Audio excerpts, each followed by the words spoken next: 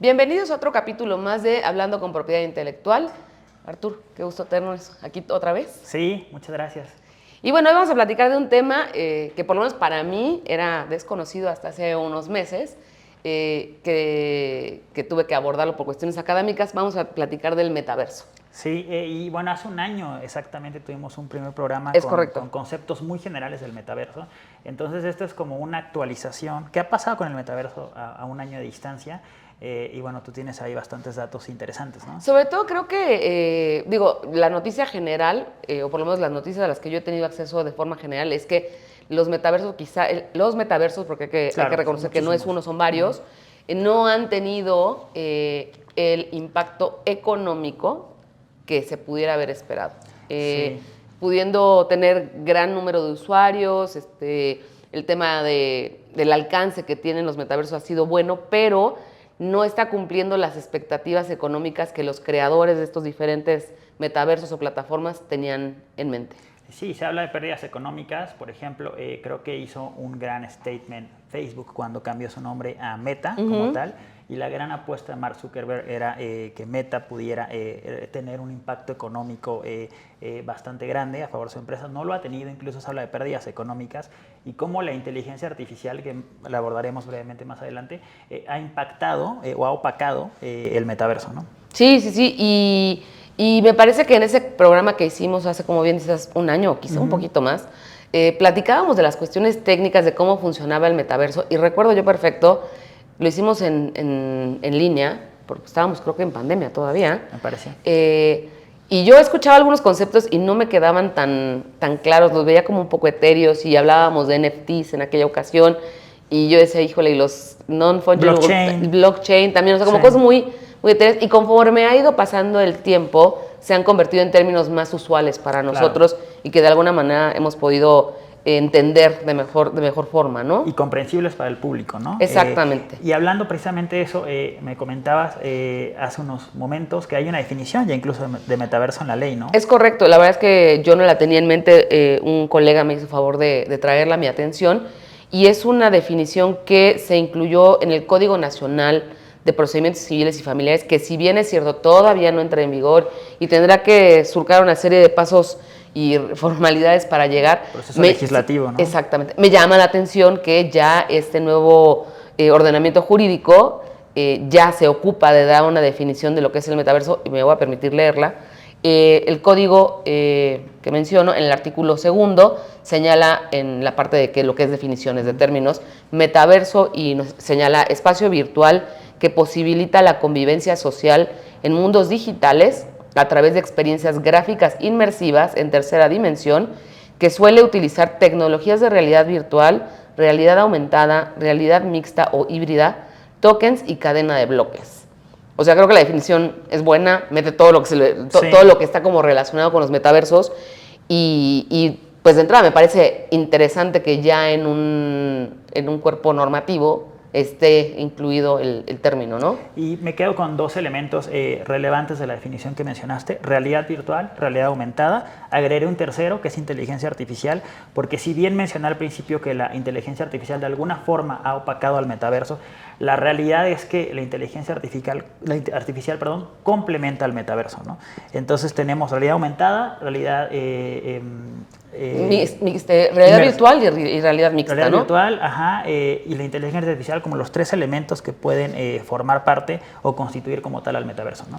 Ahora, yo te diría que desde mi punto de vista, lo más importante dentro del concepto de los metaversos es contar con estos dispositivos que te permiten tener esas experiencias de realidad virtual, aumentada o mixta, porque de lo contrario se convierte en o sea, pierdes esta experiencia inmersiva. O sea, sí puedes participar en los metaversos si no tienes un casco o un guante o un zapato, etcétera, puedes de todos modos participar, pero la experiencia que tienes es muy limitada y creo yo, desde mi humilde punto de vista, que se queda en pues, la operación de un juego o un videojuego común como lo habíamos hecho muchos años atrás. Digo, con gráficos de mucho más alta calidad, con posibilidad de tener visualizaciones dentro de la pantalla 360, o sea, sí tiene más cosas, pero si no tienes el hardware, creo que la experiencia del metaverso es limitada. Sí, y que justo es una de las cuestiones que se han criticado, una de las razones por las cuales probablemente no ha tenido el éxito adecuado, es por la necesidad de tener estas gafas especiales, ¿no? Entonces estaba viendo, por ejemplo, el lanzamiento de Quest 3, que es una de las gafas que se necesitan para usar el Meta Horizons, por ejemplo, tiene un precio más o menos de $1,500. Entonces, no cualquier persona, o la mayoría de la gente, no tiene acceso a este tipo de gafas por el costo que tienen. Entonces es complicado tener una experiencia completa del metaverso en este caso, ¿no? Sí, entonces te quedas en un videojuego, ¿no? Exacto. Que de todos modos creo que tiene un componente muy interesante, que es la posibilidad de interactuar con otros participantes dentro del metaverso, y yo diría interesante y un poco preocupante, pero bueno, no vamos a hacer de esto un programa de preocupación, sino es jurídico, pero bueno, te permite interactuar con otros participantes que están localizados en donde sea, en cualquier otra parte del mundo, y generar esta interacción aún cuando no tuvieras los lentes. Pero yo lo que quisiera es aprovechar que te tengo aquí, porque tú nos puedes dar esta visión del metaverso desde el punto de vista de las empresas. Nada más como preámbulo, hemos visto en diversas plataformas que han surgido colaboraciones con marcas en donde esta colaboración se ha dado, y de lo que yo revisaba, en dos vías, ¿no? Ya sea porque las empresas fabricantes de productos han decidido adquirir compañías dedicadas al desarrollo y manejo de metaversos, ¿no? Cuando es el caso, la compañía adquiere otra empresa que le pueda dar toda esa plataforma, y quienes han decidido no optar por ese camino, más bien se han dedicado a temas de colaboración y licenciamiento de sus marcas con terceros que se dedican a operar metaversos. Y ahí es donde creo que tú nos puedes dar un insight muy interesante. Sí, porque hablamos al principio de metaverso solamente para propósitos de entretenimiento, ¿no? Similar a un videojuego, que bueno, también brevemente ya existía un antecedente con Second Life, ¿no? Que bueno, entonces no es realmente tan novedoso, adquirió un boom, por ejemplo, con esta película de Ready Player One, y Snowball, me parece que es el libro. Quiero decir, de hecho la película está basada en el libro que tiene muchísimo tiempo. Exactamente.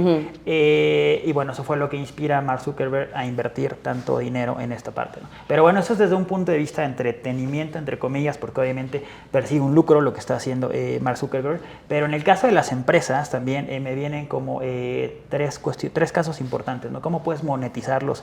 El metaverso uno podría hacer a través de NFTs y otro a través de los productos, ¿no? En el caso, por ejemplo, lo llegamos a mencionar en su momento, de Grupo Lego, que anunció hace 2 años, una colaboración con la empresa que se encarga de desarrollar Fortnite, que bueno, este Fortnite ha sido un juego bastante popular, y lo que se está tratando de hacer es lanzar algún tipo de producto, Grupo Lego con Fortnite, que pueda ayudar a los niños a integrarse al metaverso, ¿no?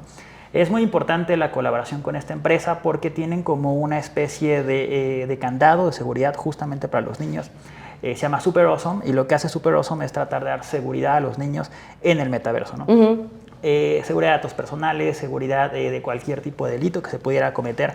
Cuando platicamos con Mauricio hablamos precisamente de cómo se podría castigar cualquier tipo de crimen o delito en el metaverso, ¿no? No hemos llegado a ese punto todavía donde podamos tener claridad, a pesar de que ya existe como ciberautoridades que pueden encargarse de monitorear y encargarse de que todo esté de acuerdo o conforme a lo que menciona la ley. Pero bueno, lo que está haciendo precisamente el Grupo Lego es eso, ¿no? Tratar de que Super Awesome pueda dar esa seguridad a los niños en el metaverso, ¿no? Es el primer caso que me viene a la mente en cómo las empresas empiezan a monetizar, ¿no? El segundo caso, los restaurantes, por ejemplo, ¿no? En el caso de los restaurantes, vi una iniciativa en el metaverso que se llama Play to Earn, ¿no? Entonces, en el Play to Earn lo que haces es juegas, ganas criptomonedas, y estas criptomonedas a su vez las puedes ocupar para adquirir productos, ¿no? En el mundo real. Exactamente, Okay. En el mundo real, ¿no? Entonces, esta especie de concurso y lo que te da son estos NFTs o tokens no fungibles que hemos mencionado y hemos hablado en otros programas de ellos, te pueden ayudar a adquirir productos físicos, ¿no? Ok. Entonces, ese es otro punto, ¿no? O sea, así como yo para poder, no sé, ya ves que luego hay juegos en donde para poder tener una herramienta o un arma superpoderosa pagas 10, iba a decir una palabra pancholares que me iba a delatar horrible, pero 10 monedas, ¿no? Del juego, y esas 10 monedas en realidad tienen un valor real, ¿no? Esas 10 monedas igual equivalen a 200 pesos. Claro. Entonces, lo que tú me estás diciendo que es al revés. Tú ganas 10 monedas que las puedes canjear por 200 pesos en el restaurante. Sí, digo, simplificándolo, ¿no? Sí, claro, simplificado, y así es como puedes adquirir estos productos, ¿no? Entonces, ya lo que están haciendo en este caso los restaurantes y los negocios en general es poder materializar el metaverso en ventas, ¿no? Claro, al final del día ese y publicidad. Ese es el propósito, ¿no? Claro. No puede empezar como una herramienta de convivencia social, o sea, como hemos visto otras tantas, pero al final del día pues persiguen una monetización, ¿no? Claro. Ahora, hablando de estas colaboraciones como las de ustedes o de cualquier otra marca que decide participar con plataformas del metaverso, ¿ahí qué es lo que haces? ¿Un licenciamiento cruzado? ¿Yo te licencio mis marcas, tú me licencias la plataforma?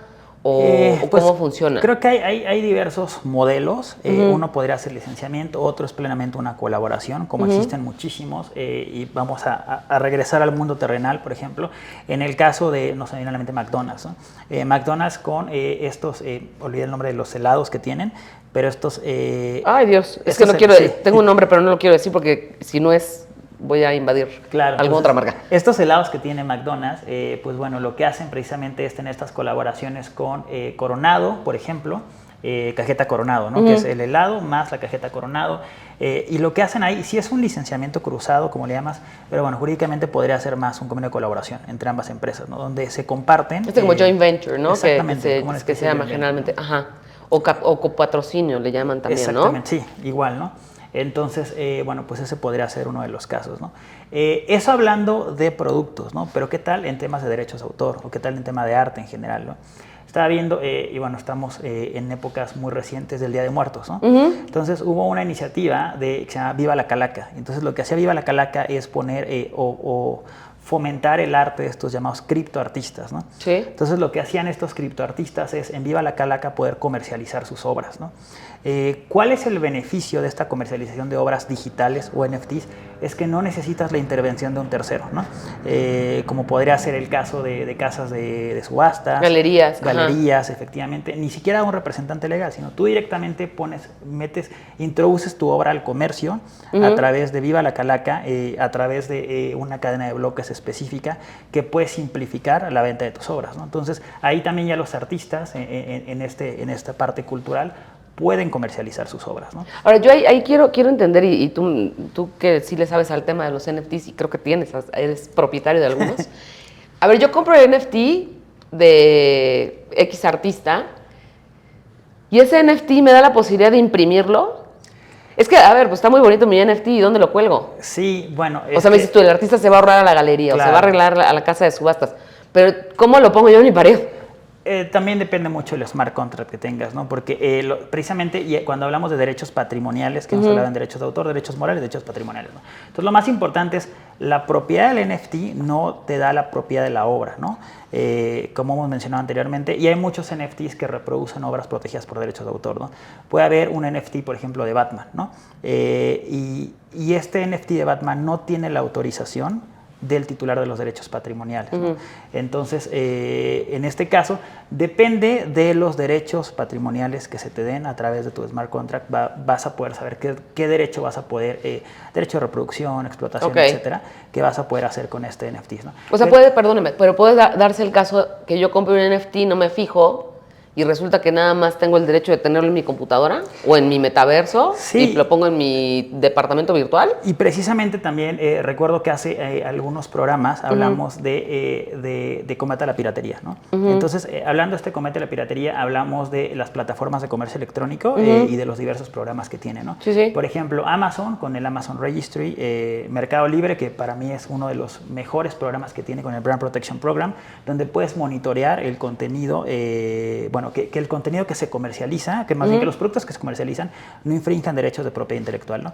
Y existe este Notice and Takedown, los sistemas que tienen ambas plataformas que te ayudan a bajar estos productos infractores, ¿no? En el caso de los NFTs, por ejemplo, también hay plataformas como OpenSea, Readable, que tienen también estos mecanismos para poder monitorear y en su caso dar de baja contenido o NFTs infractores de derechos de propiedad intelectual, ¿no? Entonces por eso es súper importante que, y bueno, en mi opinión, la verdad es que los programas de monitoreo y Notice and Takedown de OpenSea, Readable y Mintable, por ejemplo, que son como las plataformas de NFTs más tradicionales o más comunes, con más popularidad, todavía no están tan desarrollados, y voy a poner como ejemplo lo que mencionaba hace rato, el Brand Protection Program de Mercado Libre. Entonces todavía es un poco arcaico, sistemas de correo electrónico y demás, no está tan automatizado, ¿no? Entonces eso probablemente con el desarrollo del metaverso y los NFTs y estas plataformas podamos tener mecanismos más eficientes, ¿no? Y más profesionales y automatizados. Sí, ahí lo que pasa, digo, yo creo que más bien las plataformas de metaversos van a sofisticarse con la intención de defenderse un poco de que vayan a ser de algún momento dado señalados como responsables de invasión a derechos, ¿no? Claro. Esta Millennium Copyright Act que hay en Estados Unidos y a partir de la cual todas estas plataformas de comercio electrónico se ordenaron, por así decirlo. El DMCA, ¿no? Ajá, y generaron estas políticas de Notice and Takedown. Creo que va a alcanzar también a las plataformas del metaverso, en donde ellas, para tratar de esquivar cualquier responsabilidad, van a establecer estos mecanismos. Y hablando de eso específicamente, por ejemplo, hay metaversos que ya están acogiéndose a esta legislación americana. Me viene a la mente Roblox, por ejemplo, que inclusive así lo señala, o sea, en cumplimiento a la Digital Millennium Copyright Act, establecen este Notice and Takedown Procedure. Pero me llama la atención, por ejemplo, y en Second Life, que es donde yo tengo mi cuenta, muy limitada, gratuita, tienen un sistema para reclamar a través de, o sea, violación a derechos de autor a través de esta ley, pero para cuando hablan de marcas, por ejemplo, y te metes a iniciar como el procedimiento, te requieren un registro de marca americano, forzosamente. Entonces ahí no sé cómo veas tú, si no tienes la marca registrada en Estados Unidos, no vas a poder hacer nada en esa plataforma. Digo, yo como lo veo, ¿no? Sí, bueno, primero lo que decíamos, ¿no? Second Life como un antecesor del metaverso, pero me llama la atención este tema del registro en Estados Unidos porque no sé si lo hemos comentado en nuestros programas, pero el sistema americano es diferente al sistema mexicano, ¿no? Entonces el sistema de Common Law te da la protección de la marca a través del uso, no necesariamente a través del registro, ¿no? Entonces, ¿qué pasa si yo argumento un uso de la marca en Estados Unidos? Este uso es constitutivo de derechos sin necesidad del registro. El registro lo que te da es una presunción, ¿no?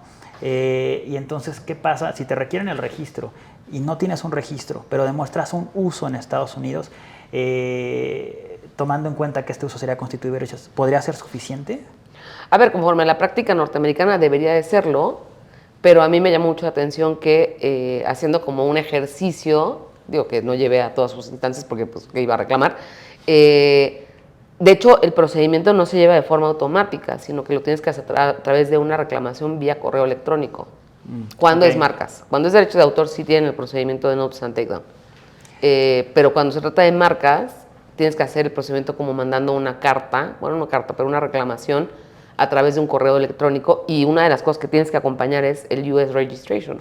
Y justamente lo que iba a mencionar es hacer un equivalente con derechos de autor, una comparación, la protección automática que te da el convenio de Berna, ¿no? Entonces, las obras están protegidas desde el momento en que se fijan en un soporte material sin necesidad de un registro. El registro otra vez te da una presunción de autoría, pero no es constitutivo de derechos, ¿no? Entonces, y bueno, en diversos procedimientos legales, en procedimientos, por ejemplo, tengo muy familiarizados los temas de combate a la piratería, donde no logras obtener una marca registrada sobre más bien una marca denominada, te puedes ir por la protección que te da el convenio de Berna sobre la obra de dibujo en este caso, ¿no? Pero si no tienes un registro otorgado en el país correspondiente, te puedes acoger a esta protección automática, ¿no?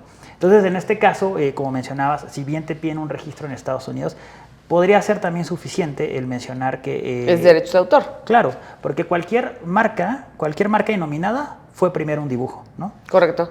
Entonces, una marca innominada, si fue primero un dibujo, entonces automáticamente tiene una protección automática precisamente por convenio de Berna, ¿no? Entonces no necesitarías ese registro, ¿no?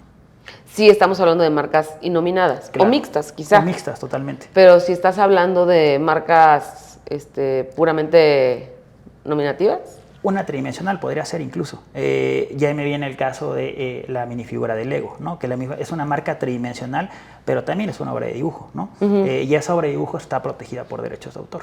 Ya, ok.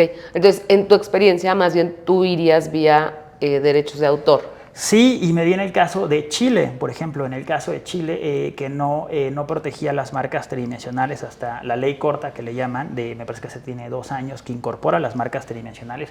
Y antes de la existencia de estas, todavía para ellos marcas no tradicionales, lo que se hacía es valer los derechos a través de derechos de autor, ¿no? En este caso de obras de dibujo, ¿no? Ya, ok. Y hablando de derechos de autor, y ahí me interesa mucho tu punto de vista, cuando tú quieres participar dentro de estos metaversos, generas un avatar, ¿no? Como un alter ego. Y tú puedes escoger lo que quieras. Bueno, a ver, puedes escoger lo que quieras siempre y cuando pagues, ¿no? Claro. Porque todo cuesta. El vestuario, la cara, el pelo. O sea, hay una versión como gratuita, simplificada, y bueno, pues es como un avatar ahí genérico, ¿no?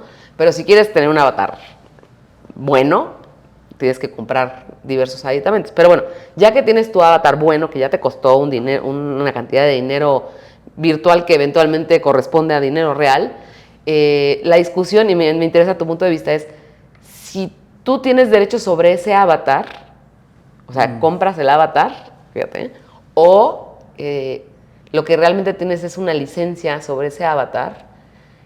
Y la pregunta viene a que para tú utilizar ese avatar tienes que seguir participando en esa plataforma. Ok.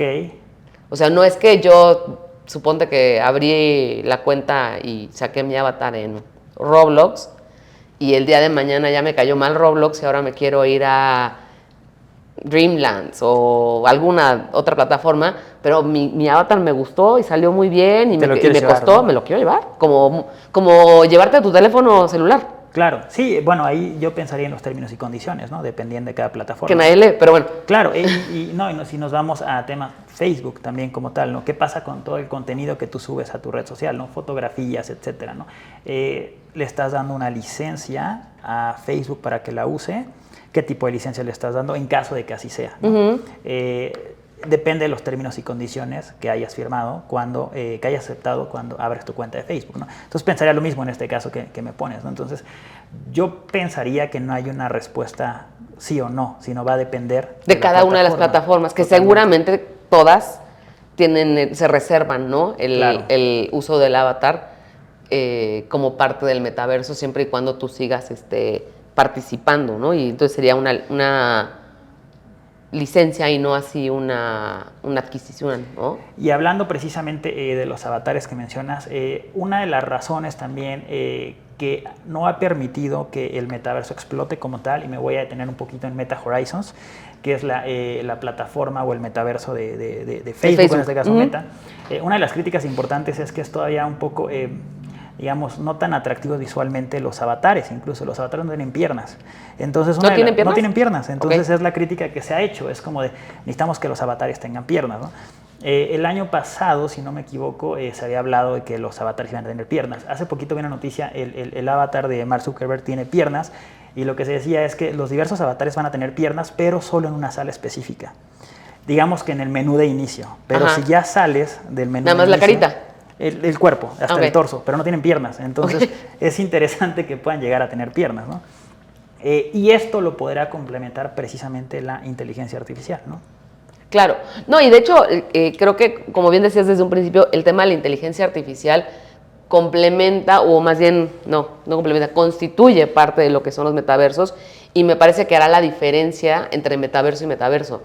En la medida en que cada una de las plataformas tenga mayor tecnología, mayor acceso a inteligencia artificial que genere gráficos mejores, que en algún momento dado pueda ayudarte a interactuar con ciertos personajes que no necesariamente son personas en otro lado. Creo que eso va a ser la diferencia de las plataformas, ¿no? Claro, y precisamente con la inteligencia artificial hablamos en algunos programas de cómo ya la usamos, ¿no? Como Google Translate, por ejemplo, ya utiliza inteligencia artificial. Entonces, no es algo realmente tan novedoso, digamos, pero su explotación ha adquirido popularidad en los últimos tiempos, ¿no? Creo yo que a partir de que ChatGPT. a partir de que la inteligencia artificial se convirtió en generativa y no nada más o sea, no nada más como una traducción hecha en línea, ¿no? Donde por ejemplo, nadie se pone a pensar que todo lo que metes ahí para la traducción se lo estás dando al proveedor. Yo luego platicando con mis asociados más jóvenes, digo, a ver, ten cuidado que estás subiendo, no puedes subir cualquier cosa al Google Translator porque tú le estás ofreciendo parte de un documento, o sea, no puedes utilizar Google Translator, o sea, es un no. Y precisamente las empresas ya están teniendo políticas sobre cómo usar la inteligencia artificial, ¿no? Que también lo mencionamos en un programa anterior, pero en qué casos usar Google Translate, en qué casos la inteligencia artificial generativa puede ser utilizada, ¿no? Hablamos de DALL-E, hablamos de ChatGPT, ahora X, antes Twitter, también Elon Musk anunció hace un par de días un competidor de ChatGPT de él que, bueno, se supone que tiene una inteligencia artificial más evolucionada, ¿no? Pero otra vez todo esto, Microsoft también tiene su propia inteligencia artificial, entonces todo esto nos lleva a pensar que estamos todavía en una etapa evolutiva de esta nueva generación o nueva generación de inteligencia artificial, y cómo va a evolucionar puede complementar al metaverso, ¿no? Sí, y va a generar sin duda temas y conflictos en materia de, principalmente creo yo, derechos de autor y derechos conexos de intérpretes, de ejecutantes, de compositores, de dibujantes, de escultores, en donde, vimos un conflicto recientemente en la industria de los actores, por ejemplo, de Estados Unidos, ¿no? Y bueno, creo que el conflicto ahorita actual siempre se ha hablado si un autor puede ser una persona moral, ya se tiene claro que es una persona física, pero ahora como la pregunta, salvo China, que ya tiene un precedente, Estados Unidos tiene un precedente en contrario, pero la inteligencia artificial podría ser autor y por lo tanto titular de obras. Vamos a ir evolucionando nuestros criterios, ¿no? Sí, y ahí esa es una discusión muy, muy interesante, pero sí, efectivamente creo que son cosas nuevas, son temas que pueden parecer ajenos, pero que al final del día, conforme van pasando los años, se van a convertir en cosas que afecten nuestra práctica y la manera en la que nosotros prestamos nuestros servicios de asesoría. Y por eso la importancia de mantenerse actualizados. Justo era lo que te iba a decir. Pero bueno, pues muchas gracias por acompañarnos. Los esperamos en la siguiente emisión de Hablando con Propiedad Intelectual. Mientras tanto, creo que vamos a platicar un poco, vamos a investigar un poco más de inteligencia artificial y cómo está impactando diversos gremios. Vamos a preparar un programa en ese sentido. Pero bueno, pues muchas gracias por acompañarnos.